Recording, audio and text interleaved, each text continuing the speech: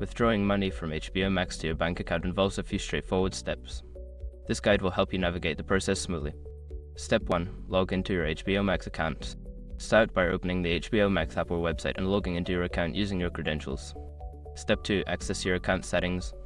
Once logged in, locate and click on your profile icon or name in the upper right corner. From the drop-down menu, select Account or Settings to access your account details. Step 3. Navigate to Payment Information. In the account settings, look for the Payment Information or Billing section. Here, you will find details about your subscription and payment methods. Step 4. Initiate a withdrawal request. If HBO Max allows for withdrawals, look for an option to request a withdrawal or transfer funds. Follow the prompts to enter the amount you wish to withdraw and select your bank account as the destination. Step 5. Confirm and complete the transaction. Review the details of your withdrawal request, ensuring everything is correct.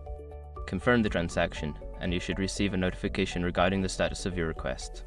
In conclusion, while the process may vary slightly based on updates or changes in the platform, following these steps should help you withdraw money from HBO Max to your bank account effectively.